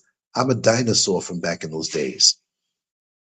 This is why they wanted to erase a lot of my work offline. Because all that time, I have not been compromised. And I'm not into the popularity thing, but yes, there's a lot of people who know me. I've been told this by people in media. Oh, they love your artwork, but they can't have you on. Then I started getting these interviews. And they said, man, the brother can talk. He don't care. He just tell like it is. And that's what made it a little more popular. You need your own show. You need your own show. I had Blog Talk Radio for like 2 years before I even used it. I finally gave in and used it. Then YouTube, and uploaded stuff to YouTube and live streaming on YouTube. Boom! I remember where a lot of well-respected Black platforms today, and you all know who he is and who they are, well-respected today, when they were calling Black women hairy-hatted hoes. That's why they don't want to deal with me or even acknowledge me, because I know the truth about them. But I haven't said nothing. I'm not here to say anything unless it's really something detrimental. But these people are offered huge platforms where their videos go out, right? They can pick a coon. They can take somebody who basically hates Black women or hates the Black race and turn them into a channel that's all for Black people. And we go believe it over years. And when they're told to act up and turn on their people, and we believe in them, they'll lead us the wrong way. I'm not bitter at that. I love what I do. I'm going to talk anyway. To me, I'm talking with my friends. You know what I mean? I'm talking with my family, my friends. I'm not looking for nothing from these people. If the people here support me, who listen, fine, beautiful. I'm on a limited income. I'm not a millionaire. You know what I mean? But all of that. So people think, oh, he's butthurt because you. No, it's beyond my control. They're messing with this channel now. You know, I came off of a strike on September 1st, and I'm coming off another strike, the second strike, this September 8th. Because as soon as I set this channel up, boom, they came at me. Strike! You can't upload for a week. You can't do this for a week. The next week I came back on. That's why, because I mass uploaded some videos that they didn't like. And they didn't want me to mass upload the videos that I had access to after they killed the other channel. And I'm gonna tell you something too. They have a service on Google, right? Google something. It's called Google something. Most people don't even know it. You got to dig for it, because Google had all kind of things. What I don't like about Google, Google will change their mind and start something and have this. What was it? Google, I forgot what it was, but trust me on this, and they still have it, where you can download all of your videos in one package. Now you can do that with a hard drive, and you know, I don't have that kind of internet out here until the next couple of days when I get Starlink. So what they did, without you using any of your, if you have limited internet, right? Or having to download every single one. You know how long that would take when you have almost 5,000 videos like I did? So doing it this way worked. Or it didn't work. I'm thinking it will. So my buddy, who, he's the Mr. Spock of the internet and all things computer and cyberspace and IT. He went to do it for me, right? Because he does everything as far as the heavy lifting on Lancescurv.com. And it never worked. We tried like 6 times. And it was right after that the channel was like, oh, he's trying to save all this stuff and we're trying to take it down. And when I contacted YouTube and who else was it? It was YouTube directly, and they kept giving me a fill out this form and we'll look. You definitely have been taken down by somebody, so we'll get your stuff back up because it was all private. Now they knocked it off for good now. So I'm really in a war. I'm really on fire 24/7, but that don't matter. The energy that I put out, the name that I built is still there. And the stuff on my site is still there. So what? You know? Let me see here what Tracy J said. Gina E, welcome on in. I'm about to wrap it down soon, but man, I wish you were here a little earlier. AI won't be fully implemented until it knows how to be racist toward blacks like everyone else. They can't risk AI taking up for us or recognizing the mistreatment. I'm going to do a show on that because I already see how they do. You got to trick AI into the results that you want. You see what I mean? You can't ask AI something and get the results straight up just from asking because they're going to avoid it. And I'm slick. I've asked AI certain things they didn't answer the right way, or I say, okay, I'm going to get around this. But they do have it programmed that way. AI is messed up. Yep. Trace J says, this will start with facial features, recognition and skin color, and then go from there. Exactly. Exactly. And we done gave it up on social media. All our business out there. We didn't know. A lot of people didn't know. But it wasn't a gift. You know, this the final frontier. This is the last power grab for these people who call themselves elite. It's the final frontier for them. And they're going to get as good because this was planned from a long, long time ago. Seriously. Listen, y'all. I'm going to hit the sack a little early tonight. And let me see what Gina E says. You got that right, Lance. They have to program AI the way they program everyone else about black folks. Yep. And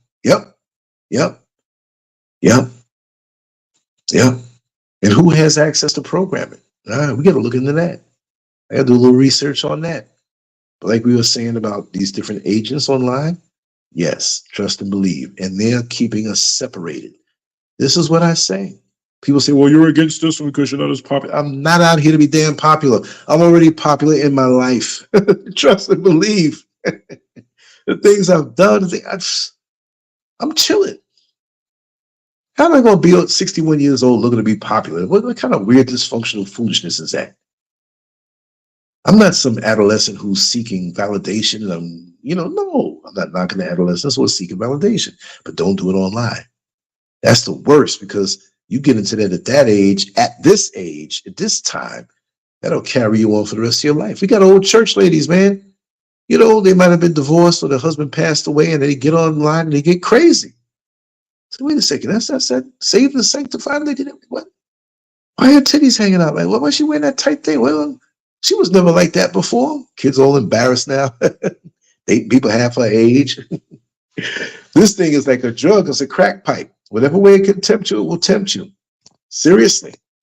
Gina E says, train AI like they trained everyone else to go against us. Don't forget that. Have to program that narrative. Yeah, the narrative too. Yeah. Everything has to go against us. But they will use us for pleasure. They will use us to build their companies, their businesses, their country, everything, and then throw us away like a tool they don't use anymore because we didn't realize that we were just a tool to them. We finally thought we were coming around. A unified America. They love us. Please. Anyway, let me get ready to get out of here. I'll drop the link one more time. It's okay if nobody comes in. You got a whole lot of shows to do that. Trust me. You know, but I'm going to sign off. Leave your comments on Lancescurv.com of the very actual blog that I put my notes on. Because, see, they remove comments on YouTube. You put them on my site, they can't touch that. But it's too hard sometimes to go all the way over there. Nah, I'm just being sarcastic. But I'm going to drop the link right now inside of the... I don't want to just put a link. Let me see if I'm reconnected back here from that glitch. Okay. Now let me put the title, and what I want to do, I want to pin it up top so that anybody who looks at the chat room will see it up top. They can go through these notes, everything I just read off. And I'm probably going to work on tomorrow's show and make notes for that, make a little article for that. And then I'll got to do the thing about making a link, which I'll probably do that tomorrow because I'm feeling it. I'm feeling it. I'm feeling it big time. Yes, Chrissy, it is so true. It's just so nice to be around enlightened individuals who are not fooled out here. Okay, there it is. I'm going to put this up. And yeah, the comments will last forever. Make it last. It'll last forever. Okay, I'll pin it a little while because they got this thing jumping up. Okay, let me push my comment up. I'm just going to put an X, and an X. So it's not down there by the hearts, and I can pin it. Okay, now they're not. They're still not letting me pin it. Wait a second. Oh, I'm not even in. What? I'm disconnected from the chat. Me? Yeah, I don't even see it. It didn't even go through. Let me refresh this for a second and see what's going on here. This is crazy. Now wait, now I should be back on. I'm on one of the computers, but I gotta put this link every step of the way. With every ounce of strength and breath. You gotta fight these demons, boy. Serious, God, Lord. Make a brother want to move to Africa. Anyway, this should do it. Okay, let me see if we can pin it. Okay, let me just push this comment up. If it works. I can't believe they had me disconnected off of this thing. Okay, let me see if I can pin it now. Am I in? Okay, good. The refreshing worked. So now this is forever pinned in this chat room that we had today. And I'll put it in the comments section of this YouTube video on top. Yes, I will. But, okay, yeah. Oh, yeah. Tracy J says, wow, Lance, you know, this is a touchy subject for them. You offended many with this one. Oh, yeah. I mean, if people are a certain way, I'm not saying I'm right. But if people out here who are in denial about certain things and they want to also put their head in the sand, but they don't want you to talk. They don't want to hear it. It's like they're in their own counter alternative world, and it must fit this certain narrative. I don't want to hear it. It doesn't exist. Really? But when you insult it, it means you're touching a nerve. It means you're touching a nerve. Like 2 nights ago, I had this guy ask me about on WhatsApp.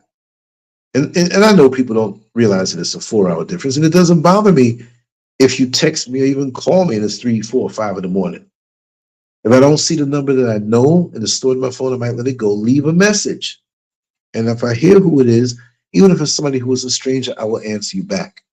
It does not bother me. It's okay. I'm not cussing anybody out for calling me, but I am 4 hours ahead. So this dude, I didn't know him.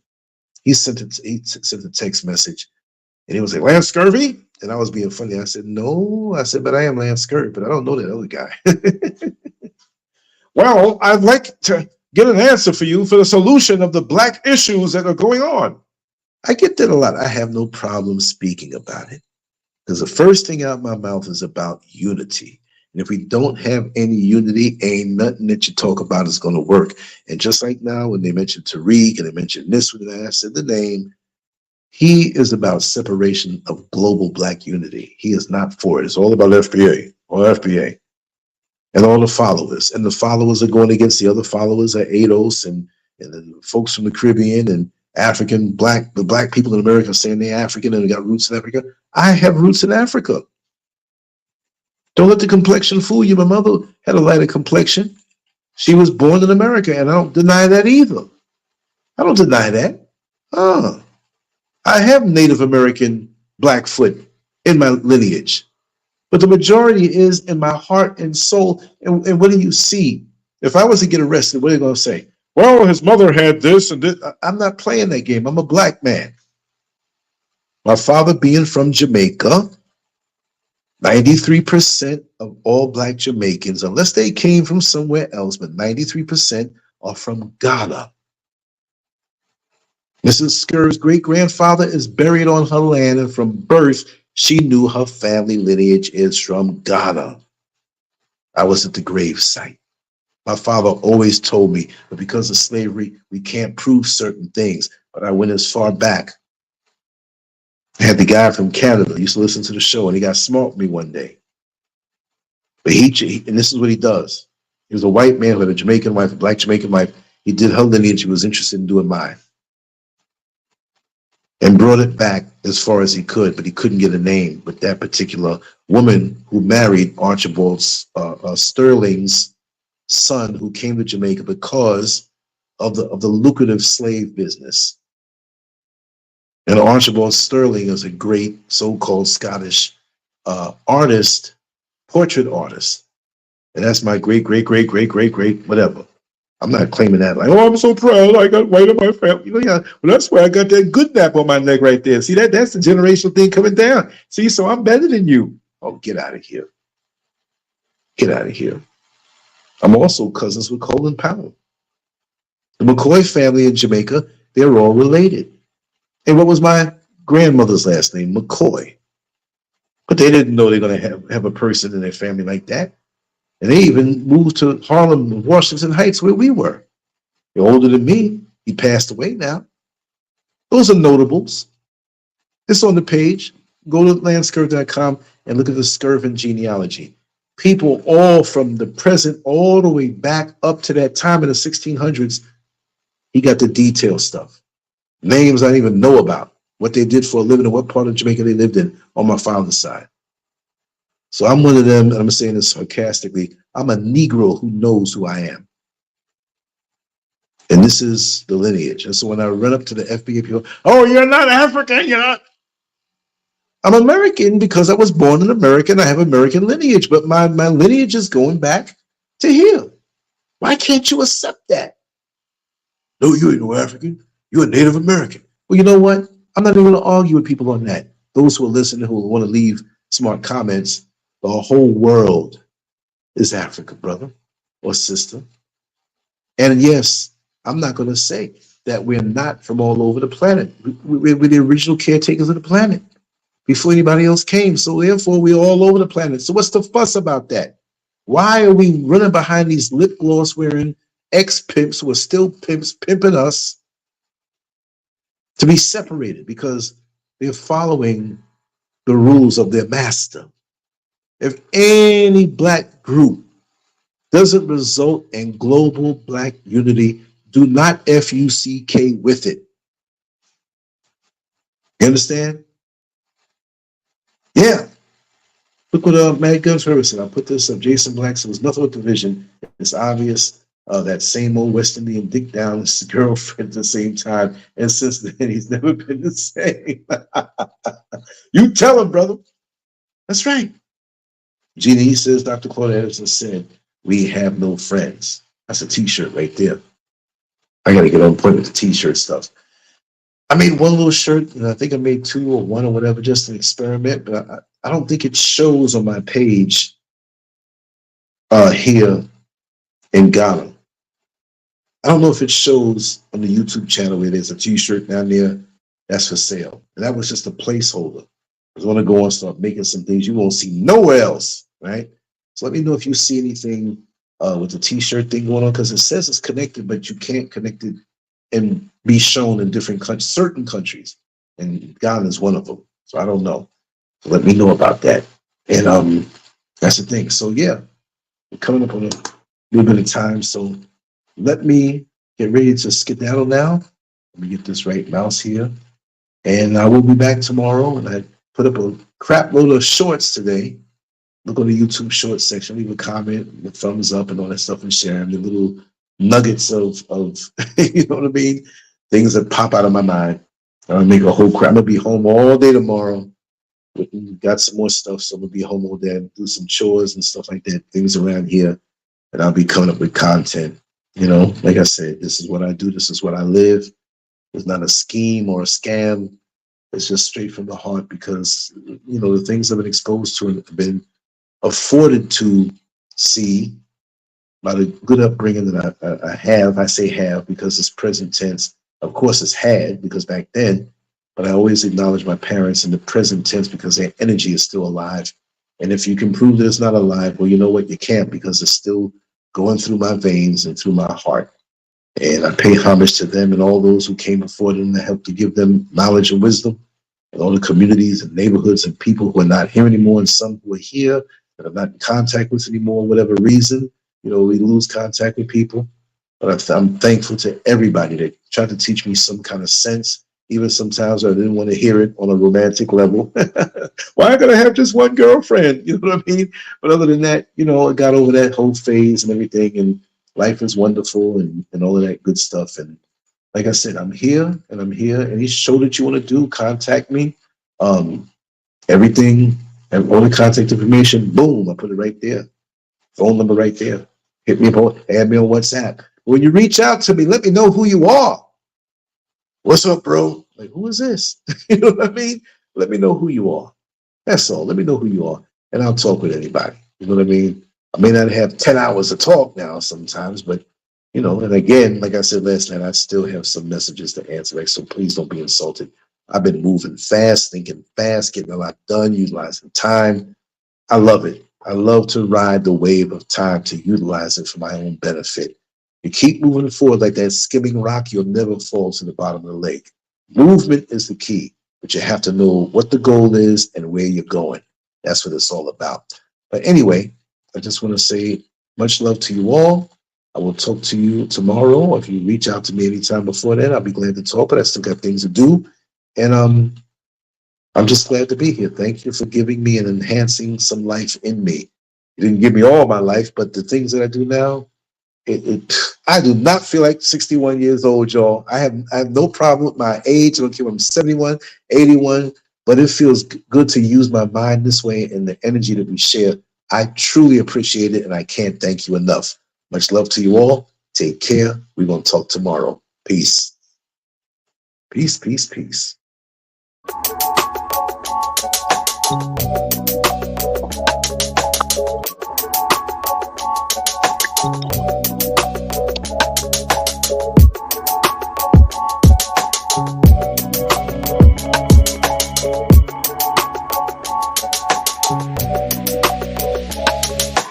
Globetrotter, so shocker, I keep it in the chrome locker. Don't rocker, I counter it with no offer. I don't wanna, I'm too busy, so chocker. Call me Mr. Roadblocker. I make a whole number turn to an eighth. Learn from mistakes, got the whole world on my plate. Nothing worse than my fate. Say your words get burnt on a stake. Took a turn for the cake, so we turn and we say, always had the power, open up from deep within. There's something that empowers me to draw a line under my sins. I never understood why there was such a way to live, and now I'm stuck against a wall that keeps defining me as him. I'm painting never-ending canvases while I wrap them up in bandages, and coexisting while ending what my anger is. Paying for no damages, I'm speaking universal languages. Out here, always seem to see the light. Never meant to be the vibe, but severed every reason why. Freedom got me talking all this peace and light, but wouldn't think twice to give a beating to an evil guy. Cause I'm worked up and worked out. I've served up and swerved down. Try turn up, not turn round. Keep that vibe up and serve sound. Rise up and burn down. Finding the finish line, sky is the limit, I'm riding the minutes. Grind with the realest, I'm climbing the hill, it's fine, time to come with it. Finding the finish line, sky is the limit, I'm riding the minutes. Grind with the realest, I'm climbing the hill, it's fine, time to come with it. Check. A go-getting headbanger. You best go get your best hammer. I'm getting dough, let the rest hang up. Catch me rolling in the 10 manner as I'm rolling up a king banner. It's like I saw it as it happened. It's like I'm orbiting round Saturn. I saw my chance and made a run for the light under the skies where we form an orderly fashion. Tried to take a course without crashing. Someone put some sauce in the wagon. Feeling slightly more debauched, racking rails of this flake, but I guess they say it's all about balance. Or whatever helps you sleep at night. I got that chem dog creeping through the reefer pipe. Is this the end of being in the deeper side? It all depends on the people and their feelings, right? Burnt out, too much working on the other side. Trying to be upper guys, but never let it slide. Turns out I'm a demon in disguise, acting like you never seen it in my eyes. Not a lot to say, but got a lot of reason to be nice. And lock it off today and drop it off from evening into night. I got a proper way of speaking from my mind, and I won't stop today, been peaking all my life. Finding the finish line, sky is the limit, I'm right in the minutes. Grind with the realest, I'm climbing the illest, find time to come with it. Finding the finish line, sky is the limit, I'm right in the minutes. Grind with the realest, I'm climbing the illest, find time to come with it.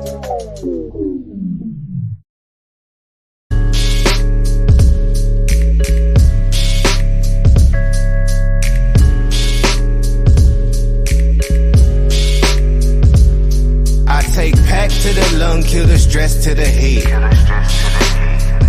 I'm tryna do more for the soul, way less for the bread. Yes sir, I take pack to the lung, kill the stress to the head. I see the things that they do way less than they say. Cause it's a war on the real, baby, look outside. A war on the real, baby, look out. Cause it's a war on the real, baby, look outside. A war on the real, baby, look out. Cause it's a war on the real, baby, look outside. A war on the real, baby, look out. Cause it's a war on the real, baby, look outside. A war on the real, baby, look out. Can't be a real nigga, might get you canceled. Fuck the whole system, need the shit dismantled. Coppers treat a nigga like the utmost wanted. Tryna rule the block, but don't know what goes on it. News got a story with a new take on me. Carrying out the window with the screw face on me.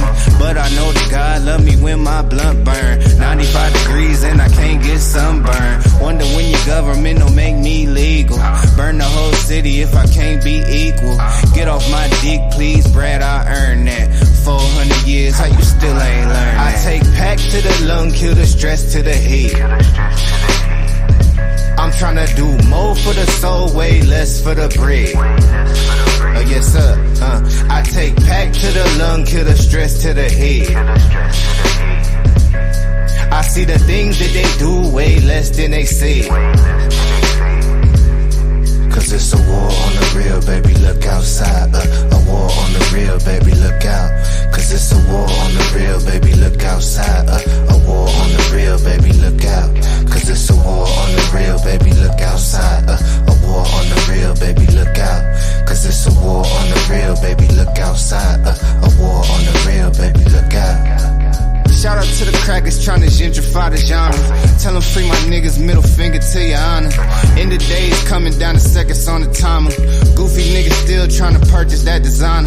About to buy a chopper, learn to grow my own food. Cause I don't like the look they give me in the Whole Foods. And when you stay ready, you ain't gotta get ready. But it ain't on me now, I'm limping cause my dick heavy. But ain't shit sweet, niggas think we thin. My whole attitude on MC Ren. It's my neighborhood now, Bob, I bought that. 400 years, how you still ain't caught that? I take pack to the lung, kill the stress to the head. I'm tryna do more for the soul, way less for the bread. Yes sir, I take pack to the lung, kill the stress to the head. I see the things that they do way less than they say. Cause it's a war on the real, baby, look outside. A war on the real, baby, look out. Cause it's a war on the real, baby, look outside.